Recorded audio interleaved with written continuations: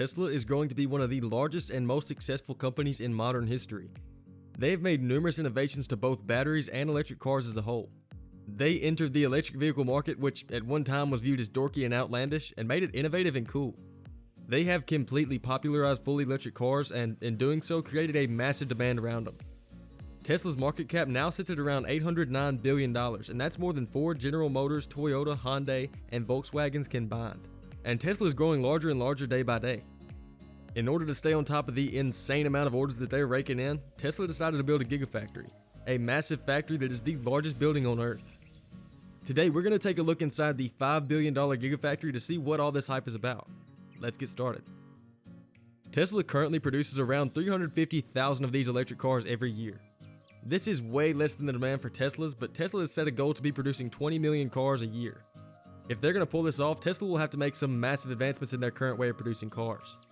These advancements will be things like more and larger factories, which are being built all over the world as we speak. But the foundation of Tesla's chain of production is their Gigafactory in Sparks, Nevada. This huge factory is just being used as a test run right now, but could end up being the model for dozens of other Tesla factories.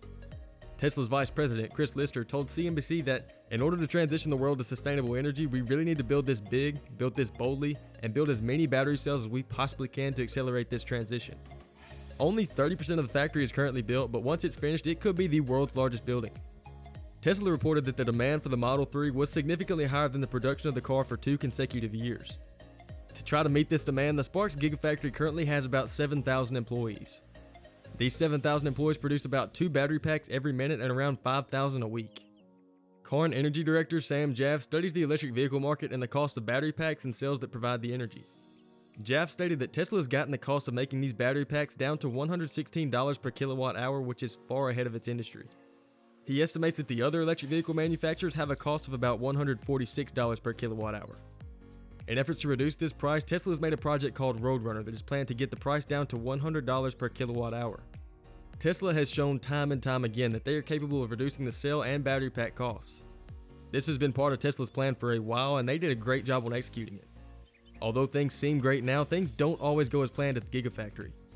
During its early stages, Tesla partnered with a company called Panasonic to produce their batteries.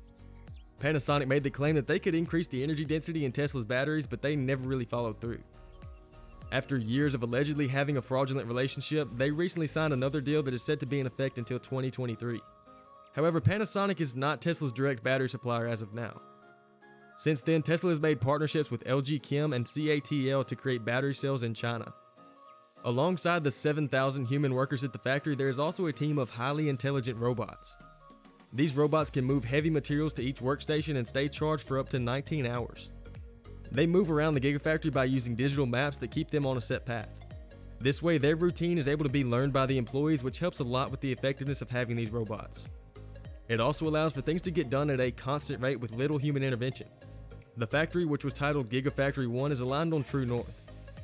This was done so that the solar panels on the roof could be perfectly positioned, and it makes the equipment easier to map on GPS. This Gigafactory has also been made to be completely energy self-sustained. Tesla powers this factory through solar, wind, and geothermal power sources. Upon its completion, the factory will have the largest footprint and second largest volume out of every building in the world. Now, this factory seems very efficient, but Tesla has faced some problems regarding wastefulness within the factory. Tesla's big plan involves many energy-saving efforts. For example, they use the heat from things like compressors and high-temperature ovens to heat the factory during the winter. Once it's all finished, the roof of this Gigafactory will have around 200,000 solar panels on top of it, which will cover about 1.8 million square feet. Being able to use solar energy this efficiently relies a lot on the location of the Gigafactory. This is why it's located on one of the places that get the most sunlight on Earth, the desert. This factory is also complete with a water cooling system that fights off high temperatures. The air in Nevada makes it to where during the day it's very dry and hot, and at night it's very cold. Because of this, Tesla's factory has a 10 million gallon water tank which cools the water and is used for the factory's air conditioning. This water is also used to keep a lot of the equipment cool while it's running. Chris Lester, Tesla's vice president, said that Tesla plans on getting to a point where the Gigafactory becomes a net zero facility, leaving no carbon emissions and also creating products that leave no carbon emissions as well. In 2020, this Nevada Gigafactory finally became profitable, mostly because of the demand of Tesla cars. This means that Panasonic's $1.6 billion investment into this Gigafactory is finally paying off after about 3.5 years after it began full production. In 2015, when the construction began, it seemed as if Tesla was risking it all with this first Gigafactory. It would produce the batteries for the Model 3, which was Tesla's release that was supposed to take off. And when the car was revealed, there were hundreds of thousands of orders for it, even though it was still over a year from being released. Tesla had already begun production in the form of their power packs and Powerwalls, which are stationary energy storage for the home. The Tesla Powerwall is basically like a giant battery used for anything from power outages to reduce energy consumption. The Power Pack, on the other hand, is equivalent to 16 Powerwalls in a stack and has the capability to power the average home for up to 3 days. When Tesla released the idea of building this Gigafactory, many states were eager to offer grants and tax incentives hoping to do business with Tesla. 5 different states were hoping to be the location in which Tesla built their factory: Arizona, New Mexico, Texas, California, and of course, Nevada. One of the deciding factors of the building's location was due to the sales tax in each state. Nevada estimated that over 20 years their tax base is about $1.9 billion. After some negotiation, Tesla decided to use the Tahoe Reno Industrial Center, or TRIC, for the Gigafactory location. They chose this due to the incentive package that Nevada offered, but that's not the only reason. This location has easy access to railroads, ports, and has a low humidity level, which is a big deal in the production process. The TRIC actually gave 1,000 acres of land away to Tesla. As expected, the construction and use of this Gigafactory has not been smooth sailing. In August of 2018, a former member of Tesla security, Carl Hansen, made a whistleblower complaint with the Security and Exchange Commission. He stated that Tesla had been participating in criminal activities and they kept it hidden. One claim that he made was that Tesla was hiding information about drug smuggling inside the factory from the DEA. He also reported that there was allegedly $37 million of raw materials stolen. Tesla later went on to fire him because he was not working as a team player. After he was fired, Hansen began working with the FBI after confirming that Tesla had been spying on him. This investigation was suddenly closed after months of working on it with no explanation. Hansen then went on to give a 3-hour interview explaining his story, but we won't get into all that. CEO of Tesla Elon Musk says that he plans to build 100 of these Gigafactories in the future. Although Tesla is nowhere near that number right now, there are several Gigafactories being built all around the world. The first of the other 99 Musk plans to build is located in Buffalo, New York. The name of this factory is Giga 2. This factory was originally used for the company Solar City before it was made into another Tesla factory. This New York Gigafactory was planned to be used for Tesla Energy, producing things like solar roofs. Just like the Nevada Gigafactory, New York also gave Tesla massive benefits for building their factory there.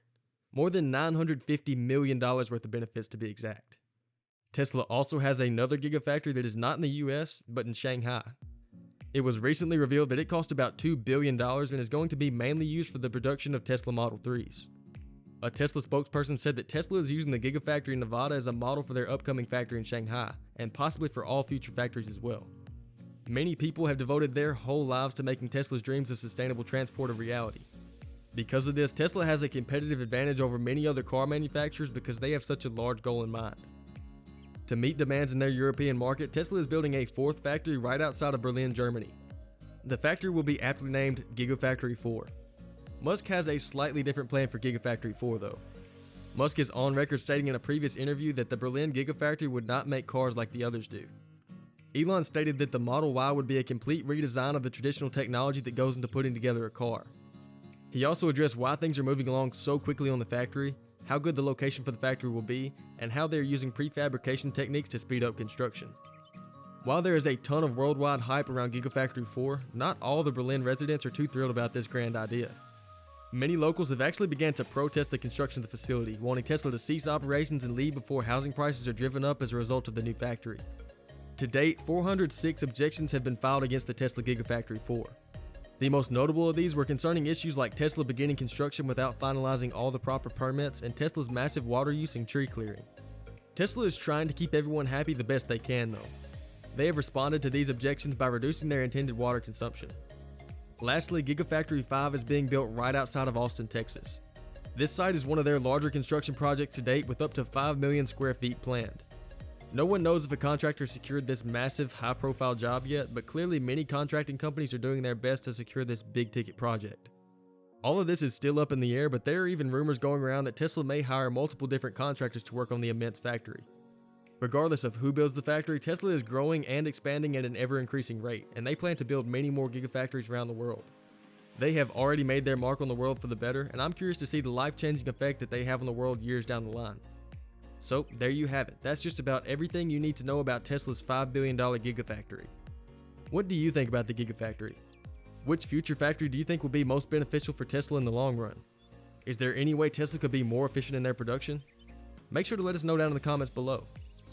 Thank you guys so much for watching this video. If you enjoyed it, please be sure to leave a like, subscribe, and check out some of the other videos on our channel. As always, this has been Luxury Lab, and we will catch you in the next one.